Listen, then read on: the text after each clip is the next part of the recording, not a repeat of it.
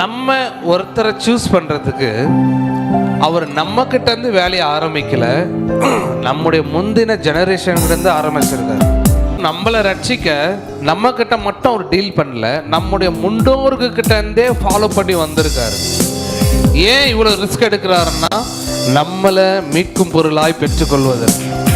தயவு என்பது நீங்க ரோட்ல போகும்போது ஒரு பிச்சைக்காரன் உங்ககிட்ட வந்து அப்படி நிற்கும்போது நாம் பார்க்குற தயவு என்னென்னா, ஐயோ பாவம்னு பார்ப்போம்.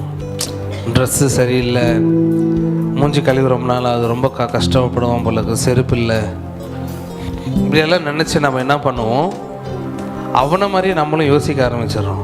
நம்மக்கிட்ட எவ்வளோ தான் பணம் இருந்தாலும் அவனுக்கு 10 ரூபா கொடுக்குறோம் அதிகபட்சம். ஸோ மனுஷன் பார்க்குற தயவு அவ்வளோதான், மனுஷன் பாராட்டுற கிருபை அவ்வளோதான், மனுஷனுடைய இரக்கமே அவ்வளோதான். மனுஷன் இப்படி தான் பார்க்குறான், தெய்வம் நம்ம மேலே இரக்கமாக இருக்காருன்னா இப்படி தான் கொடுப்பார் போல இருக்கு. இல்லை, தெய்வத்தினுடைய தயவு ரொம்ப பெருசு. மனுஷன் காட்டுற தயவு போல இல்லது, மனுஷன் காட்டுகிற இரக்கம் போல இல்லது. அது முழுக்க முழுக்க தெய்வத்தினுடைய இரக்கம். அது மனிதனை போல தன்னிடத்துல அதிகமாக இருந்தாலும் குறைவாக கொடுத்துட்டு பாஸ் ஆகி போகிறது இல்லை அவருடைய இரக்கம். அவருக்கு உண்டான எல்லாவற்றையுமே கொடுத்து அவருடைய வாழ்க்கையே மாத்துறது தான் அவருடைய இரக்கம். நம்ம எல்லாரும் அந்த கேட்டகரியில தான் இருக்கோம் பாருங்க.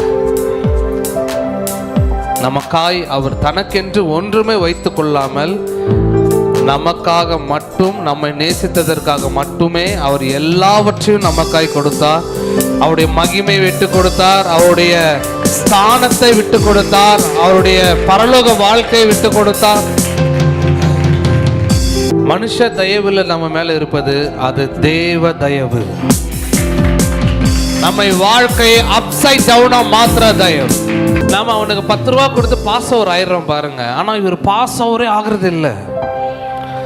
ஒன்ஸ் உங்களை சூஸ் பண்ணிட்டாரு, கிரேஸுக்குள்ள சூஸ் பண்ணிட்டாரு, அன்புக்குள்ள உங்களை பிக் பண்ணிட்டாருன்னா உங்கள் நிமித்தம் லாஸ்ட் ஜெனரேஷன்ல பிறக்கிற குழந்தை வரைக்குமே நடத்துறாரு. வாவ், இதுதான் தேவ தயவு, தேவ கிருபை, தேவ அன்பு.